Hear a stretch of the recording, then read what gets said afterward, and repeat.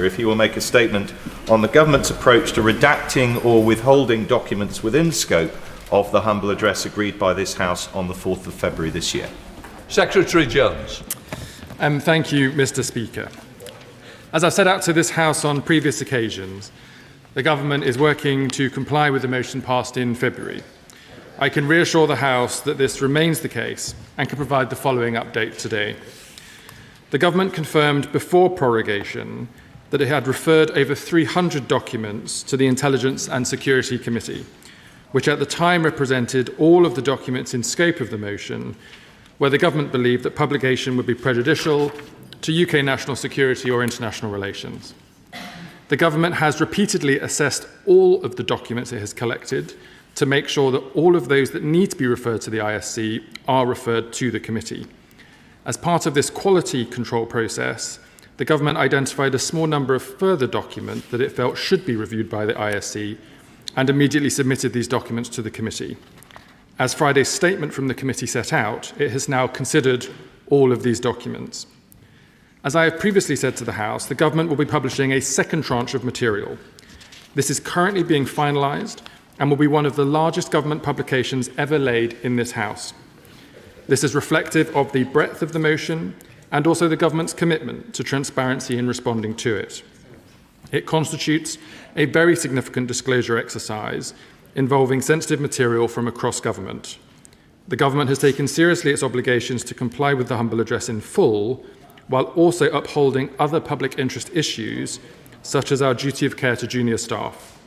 The government has carried out this work according to a robust process, with assurance from an independent KC. Given the House is due to rise on Thursday, Mr. Speaker, and given the length of the publication, the second tranche will now be published after Whitsun recess to give the House sufficient time to review the material and to be able to ask me and the government questions, Mr. Speaker. It could have been published this Thursday, Mr. Speaker, but I felt that the House would deem that to be inappropriate, given it will be such a significant publication. Mr. Speaker, I just refer back to my previous comments. This will be the largest publication, other than I think the Chilcot Inquiry report, ever published to the House. When the government publishes this second tranche of documents, we will also publish a methodology confirming the process we have followed, and it will be clear from the published information the basis on which content has been redacted. The targeted redactions made to the material, beyond those made relevant to national security or international relations, have been made in line with clear precedent set by previous administrations in responding to humble addresses. As I set out to the House on the 23rd of February, and again when we published the first tranche of material on the 11th of March, we have taken the normal approach to redacting junior officials' names, contact details like telephone numbers and email addresses, the personal data of third parties where this is not in scope of the motion, and where relevant, legal professional privilege. This has been done using the principles set out in the Freedom of Information Act, and in line with the Ministerial Code and the resolutions on ministerial accountability passed by both houses in 1997, which state that ministers should be as open as possible with Parliament and not provide information only when disclosure would not be in the public interest, which should be decided in accordance with relevant statute. I'm sure members across the House will recognise there is no public interest in the government publishing the names and contact details of junior officials or their telephone numbers. Mr. Speaker... Order. I don't know, I know you've been here quite a time, but it's 3 minutes. We're over 3.5 minutes now. And I wasn't given notice of extra time needed. And obviously, the other people would need to know that. Please, I did set out rules of the House. We should adhere to them. Once again, we've broken them. We've only been back a few days. Secretary Jones. Forgive me, Mr. Speaker. In that case, I will sit down and answer further detail in answer to questions from members of the House.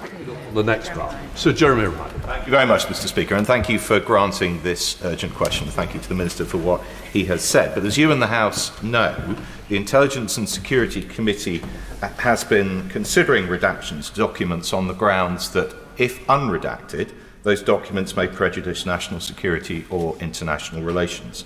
But it has become apparent to us that the government also intends to redact documents for other reasons, not specifically permitted in the humble address, or in some cases, to withhold those documents altogether. Now, as the Minister says, the government did issue a list of further grounds on which it intended to redact, along with the first tranche of documents that it published, including, as he says, email addresses and phone numbers and what's described as personal data, though there is of course no mechanism for the House to confirm that those redactions are limited to only what is necessary. But I want to ask the Minister about material that the government intends to withhold for yet further reasons. For example, due to commercial confidentiality or to protect the monarch.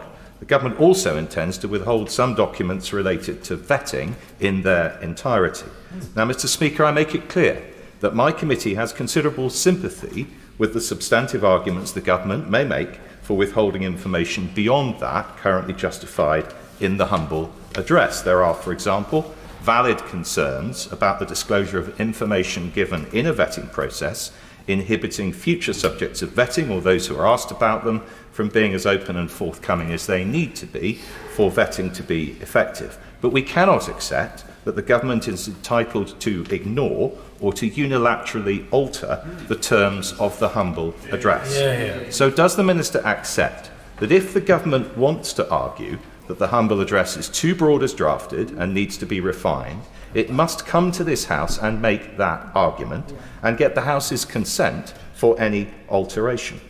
Does he further accept that without doing so, when the next set of documents is published with information withheld, then the government will not succeed in persuading this House or the wider world that this matter is closed? And finally, does he accept that if the government takes it upon itself to redact or withhold information contrary to the terms of the humble address it agreed to be bound by in February, that would be an issue not just of process, but of parliamentary sovereignty? Secretary Jones.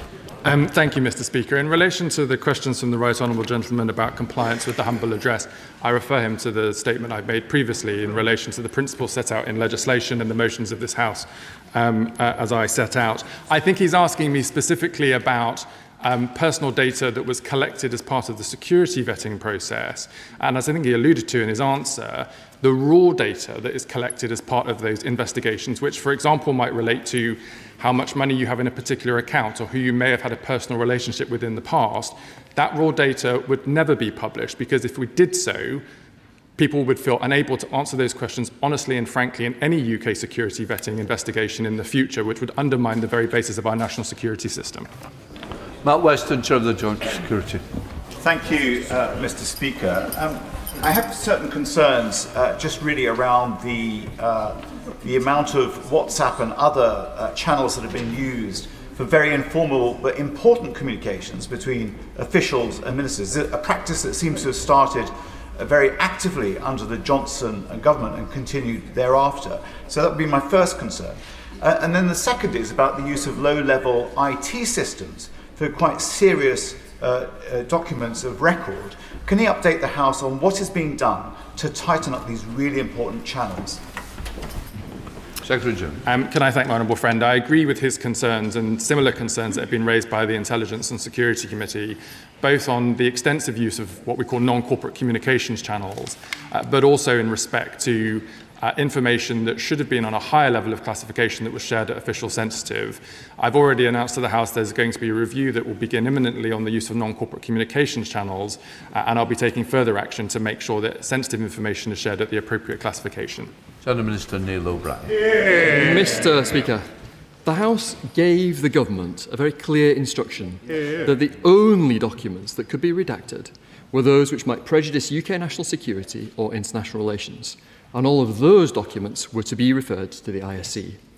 So for my incredibly respected and right honourable friend to say that the government has applied redactions to the documents sent to the ISC beyond the scope agreed by the House and has also withheld documents entirely from the ISC is an extremely serious matter that completely undermines what this House agreed.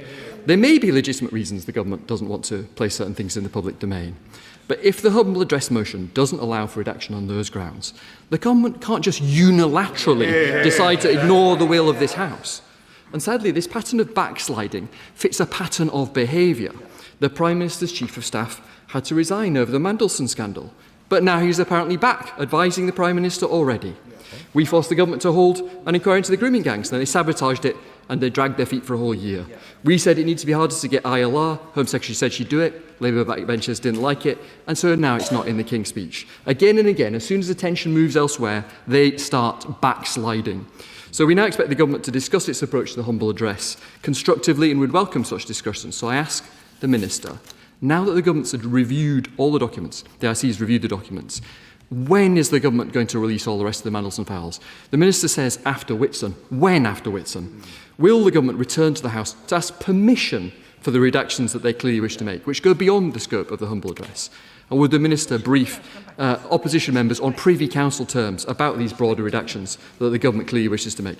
Mr. Speaker, members opposite voted for a cover-up when they voted against referring the Prime Minister to the Privileged Committee over this. They don't like it, but it's true. This House and the people of this country deserve better than yet another cover-up. Secretary Jones. Mr. Speaker, I take these matters very seriously, as I'm sure members across the House would recognise. I will not, though, for one instance, countenance the idea that there is, as loud as you may want to shout it, a cover-up. If there was any suggestion of a cover-up, Mr. Speaker, I would not be standing at this dispatch box to defend the process. I would resign. That has not been the case, and I would suggest to the honourable gentleman that he might want to focus on the substance of the matter at hand. On the questions that he's put before me, I've answered them in the statement and in my answer to the co-chair of the Intelligence and Security Committee, and I refer him to my previous answers. Dear Member Thornbury, Chair of the Foreign Affairs Select. Speaker, I rise to support the ISC in their carefully considered concerns, and I am disappointed at the answer that the government has given. It seems to me that one of the questions in relation to the Mandelson appointment is why it is when the UK SV document had 2 red boxes ticked, which included this man should not be appointed, that somehow or other that was translated into he should be appointed. And it is very important that the public know and understand that we are learning from the mistakes that were clearly made, and we cannot know that that lessons have been learned unless they are checked. And the committees in this House, my committee and the ISC, are trying our best to get to the truth of this, and we are having obstacles put in our way. It's for that reason I believe that with proper redactions, it should be that the ISC are allowed to look at this file to understand why it was that mitigations could be put in place in order to make us safe when it came to the appointment of Peter Mandelson. Secretary Jones. To confirm, Mr. Speaker, the documents that related to the recommendation put to the Foreign Office and the Foreign Office's decision to appoint Peter Mandelson irrespective of the recommendation that was put to them, these documents have been referred to the Intelligence and Security Committee. What has not been referred was the raw data collected as part of interviews undertaken with Peter Mandelson, which in any circumstance we wouldn't share in relation to any appointment, and to confirm that neither I nor any decision maker in this process have seen that level of personal detail, because it is kept so securely to ensure that when people go through this process, they feel able to give full and frank answers without a wide range of politicians or others seeing their deeply personal information. Lisa Spark, Liberal Democrat spokesperson. Very much, Mr. Speaker. This House did not pass the humble address so that ministers could decide 4 months later which inconvenient information they would prefer Parliament didn't see. And following concerns from the ISC that the government is redacting information far too broadly, we must ensure that they are not just withholding documents and information from Parliament on their own say-so. Every day this pantomime drags on. Public trust erodes further. Parliament asks for transparency. Epstein's victims deserve justice, and the public deserves answers, not redactions. The point is not that any member of this House wants a junior civil servant's personal data to be published. It's that it's not the government's decision to make where the line is to be drawn. Mr. Speaker, given that documents on Andrew Mountbatten Windsor's trade envoy role are also due to be laid before this House shortly, will the Minister confirm that he will personally ensure that those will be produced without redaction too? On the first part of the Honourable Lady's question around the assumptions of the government withholding information that it shouldn't, I'm just afraid, Mr. Speaker, that is incorrect. This is the most extensive disclosure of information, I think, ever in relation to a humble address. The sheer depth of the document when it's published will illustrate to the point that the government has gone to great lengths to ensure that it's complying with the humble address. That's why we've established the process with the Intelligence and Security Committee and the Public Administration Committee with independent KC oversight to assure that this process is being done properly. In relation to her question about the motion in relation to Andrew Windsor, that humble address is being administered by the Department for Business and Trade, and I understand it's due to be published very shortly. Richard Buck. Thank you, Mr. Speaker. I've asked the Minister, both in this House and through written questions on numerous occasions, to give the House reassurances that Morgan McSweeney only ever handled documents for which he had the appropriate level of security vetting when working in Downing Street. Now, the vagueness of the Minister's replies has been noted by members of this House and by journalists. So today, I again give the Minister the chance to put this issue to bed by stating clearly on the record that at all times while working in Downing Street, Morgan McSweeney had the appropriate level of security clearance for all the documents he handled. Can I thank my honourable friend for his question? I refer him to my previous answer. Sir John Hayes. Thank you, Mr. Speaker. The Minister will be aware that on the 21st of April, the ISC on which I sit made clear that the humble address does not allow for documents to be withheld from Parliament, only for redactions to be made where the ISC has agreed to them. Last week, we were obliged, Mr. Speaker, to issue a further statement saying that it had come to our attention that documents were being withheld from the ISC. Now, the honourable gentleman may feel that that's justified, but the humble address doesn't permit it. The point is that he is confusing scrutiny with disclosure. The ISC is well used to making judgments about what's made public. That's why the House chose the ISC as the mechanism to deal with these matters. Will the honourable gentleman confirm that in line with the humble address, all material will be submitted to the ISC, and in particular, will he confirm there was no document or any communications, emailers and so on, related to mitigation of any risks associated with Peter Mandelson's appointment? All documents that are in the scope of the humble address will be published in the normal way. In relation to his question about the work of the Intelligence and Security Committee, any redaction that had any relationship with international relations or national security have been submitted to the committee for their consideration. As he knows, as I confirmed to the House, that process has concluded.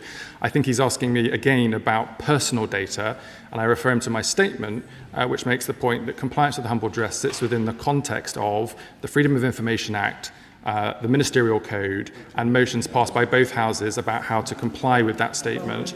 And as I said, all further information will be published in due course. Jim Johnson.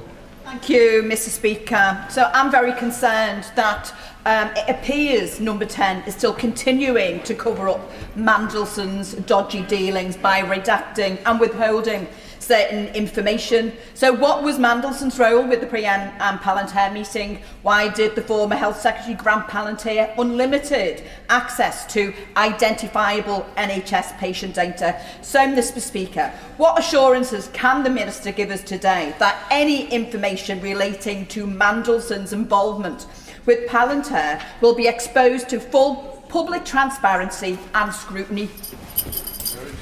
I can confirm to my honourable friend that all documents will be published in relation to the humble address as I've set out today and previously, but again reassert the fact that any suggestions of a cover-up are merely conspiracy theory. Richard Ford. Thank you, Mr. Speaker. Ollie Robbins appeared before the Foreign Affairs Committee and was asked by us why he did not view the summary document produced by UK security vetting. He pointed to the sensitivity of the vetting interviews, what the Minister calls the raw detail, and said that those detailed vetting files should remain in a hermetically sealed box. We've heard that that box was not opened for sharing with the Prime Minister, and it has not been opened for sharing with those of us who sit on the Intelligence and Security Committee. The government does need the consent of Parliament to keep the full details sealed and inaccessible to the ISC. In the future, does the Minister intend for the FCDO to have the discretion to award developed vetting, or will that sit solely with UKSV?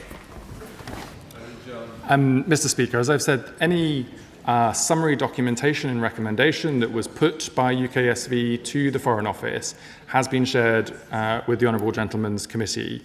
What has not been shared was the raw data collected in interviews with Peter Mandelson. And as I've said repeatedly to the House, and I'm sure he will agree with me, if there was a mechanism for that level of personal detail, and I am talking about how much money you have in personal accounts, who you may or may not have had a relationship with in the past, if that was known to be able to be made public to politicians, people going through the security process would not feel able to give full and frank answers. That would undermine the very nature of our national security system, and I'm sure as a member of the Intelligence and Security Committee, he wouldn't wish to advocate for that. Amanda Martin. Thank you, Mr. Speaker. Mr. Speaker, I'd also like to thank the ISC and the Foreign Affairs Committee for their role in this process. Mr. Speaker, although it's not mentioned today, I would also like to ask the Chief Secretary to provide the House with an update on the government's proposed legislation to remove peerages from those disgraced peers.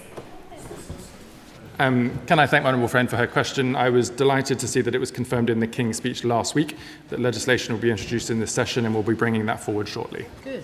David Ellis. To press the Minister on his lack of answer to my right honourable friend for South Holland and the Deepings. When it became apparent that Mandelson posed an obvious, serious security risk to the state, it was said that there were ongoing mitigations put in place in order to control that risk. Will the ISC see those ongoing mitigations, and if not, why not? I think, Mr. Speaker, this is a question specifically to the Foreign Office in relation to evidence given by the former Permanent Secretary, which is about how mitigations can be put in place to manage risks. For example, as I understand it, Mr. Speaker, if you previously had a client in a commercial relationship with a business, you would not be allowed to meet with them privately whilst you hold public office. These are the types of mitigations I think the Foreign Office was referring to, and I think sound legitimate in the circumstances. Thank you, Mr. Speaker. Can I thank the Secretary for his statement today and the way he conducts himself about this very sensitive issue. And I know when he stands at the speech box to talk about it, his thoughts are with the victims of Jeffrey Epstein. Can I ask him whether this second tranche of materials will include materials that have previously been referred to the ISC? Can I thank my honourable friend for his question? The second tranche of information will publish all remaining documents except those that are currently with the Metropolitan Police in relation to ongoing criminal investigations. As I've said to the House in my statement, this will be a very, very significant publication that will warrant careful consideration from members across the House, and so we want to publish it with sufficient notice to allow members to consider it before coming to the House to ask any questions they may have of the government, which is why we are now publishing it after the Whitsun recess. Julian Lewis. In more than 30 years of its existence, the Intelligence and Security Committee has never once suffered from a leak. Therefore, anything that is disclosed to it, no matter how sensitive, is not going to be published. Therefore, the question of it undermining the security vetting process, if such raw data were published, does not arise because the ISC is the one parliamentary body guaranteed to ensure that that doesn't happen. So can he stop obfuscating on that aspect, and can he confirm that irrespective of the question of the raw data, what will definitely be made available to the ISC if it hasn't been already are the annotations and the documents that show how an initial failure to pass vetting for Lord Mandelson became a decision to approve him and state that he had been successful in getting through the process. I can confirm, Mr. Speaker, that all documents that need to be referred to the Intelligence and Security Committee have now been referred to it, and that process has concluded, which is why we can move to publication after the recess. Dave Dugan. Thank you. Mr. Speaker, the Minister must accept that there is no more august committee in this place than the ISC. He must further accept that it is the least partisan organ of this Parliament. And it is against that incomprehensible reality that Number 10 and the peddlers of chaos within Number 10 have sought to confound the ISC by withholding information and deviating unilaterally from the terms of the humble address. So will he just say very clearly he's given himself and Number 10 till after Whitsun recess? When after Whitsun recess will he release the next tranche of documents? Just to reassert, Mr. Speaker, I really don't think members are advocating that the raw information collected as part of national security screening interviews with people who are becoming public servants ought to be shared with Parliament. The summary of those recommendations and the advice put to departments should and have been, and I think that is the appropriate way to handle that. He asked me specifically about when the document will be published after Whitsun recess, and we stand ready to do so as soon as we're able to secure the time in the House. Sir Julius. Mr. Speaker, this is a deeply unhappy and unacceptable situation to have the Chair and the ISC Committee coming to this House after writing, after raising questions informally with officials and the Minister himself, to be coming here today and having to pose a UQ. It's completely unacceptable. Will he confirm that if there are any changes to permissions, he will come to this House and seek approval from this House for those changes? Mr. Speaker, I think I'm right in saying that the honourable gentleman who secured the urgent question made the point that in relation to the government's argument about sharing raw data, the committee was in some agreement with that. I don't think that's the issue that is in dispute. So any suggestion of withholding information against the will of the motion, I'm not sure is in contention. He asked me about compliance with the motion more generally, and I refer him to my previous answer. Christine Jordan. Thank you very much, Mr. Speaker. I would simply repeat that the House surely has a right to know when we're going to get this report. The Intelligence and Security Committee said that they were unhappy with the amount of WhatsApp messaging that was being used by the government. The image which is being created amongst the public is a government which is avoiding the issue, is incompetent, and it's undermining public confidence.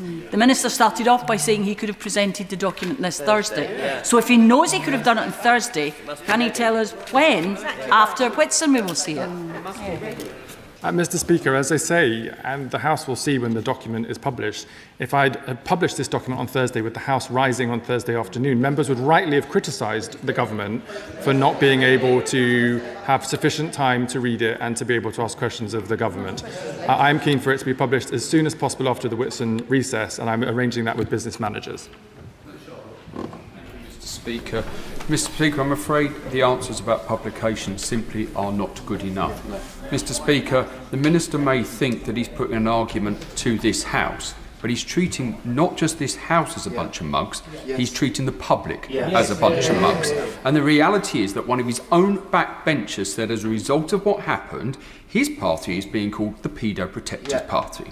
So may I say to the right honourable gentleman, will he, yes or no, publish this data before the unnecessary, costly by-election? The publication will be published to the House after the Whitsun recess, as I set out, and I'm afraid I just disagree with the honourable gentleman's sentiment.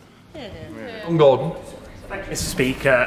I would add to the comments of my honourable friend for Edinburgh West, in the sense that the Minister has outlined a date this week that it could be published. So why can he not actually just commit to a timetable so we can hold him to account? That's the key point. This whole grubby saga, as highlighted by the Ministerial Code and responsibility in government, is something that the public don't seem to think actually counts for anything anymore. So I wondered if, as a lesson from this grubby saga, the Minister might look to bring forward legislation that would make the Ministerial Code binding and ensure the consequences where ministers fall short and don't honour up to their end of a deal actually have something taken as a result and action from that.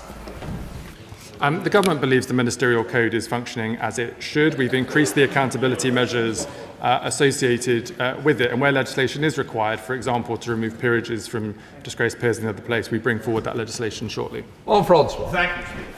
Do Labour MPs not realise that it's because of high-handed behaviour like this they suffered the drubbing they suffered on the 7th of May?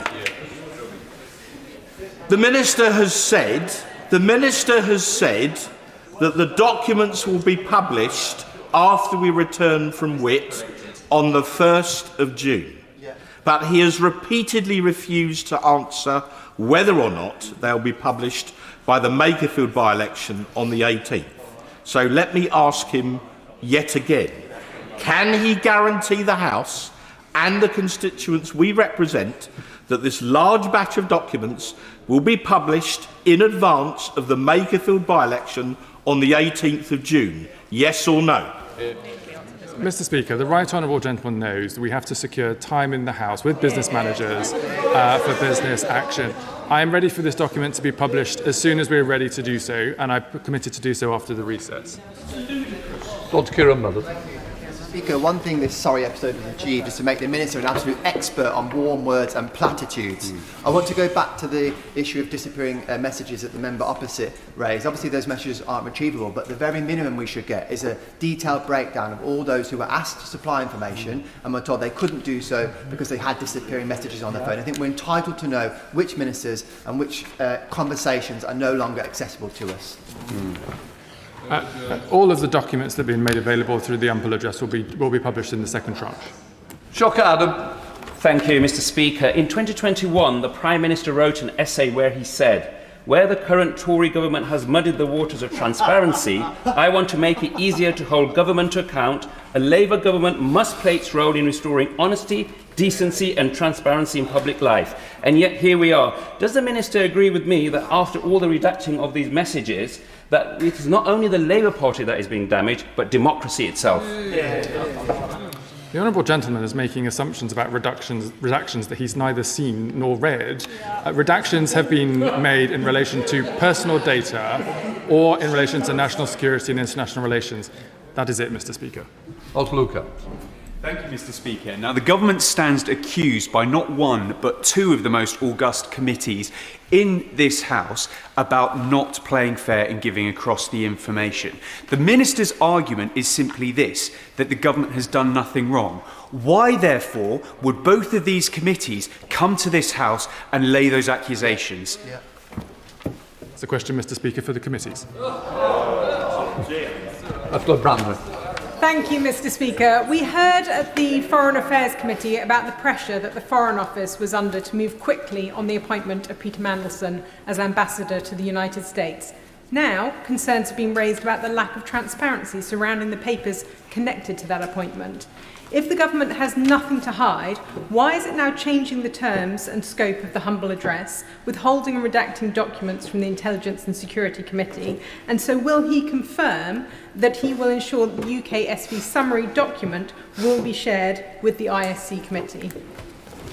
Mr. Speaker, the government isn't trying to amend the terms or the scope of the humble address. It's just a factually incorrect statement, Mr. Speaker. She asked me about documents that can be shared with the Intelligence and Security Committee in relation to UKSV's recommendations and the decisions made by the Foreign Office. I can confirm those documents have been shared. Jim Sherman.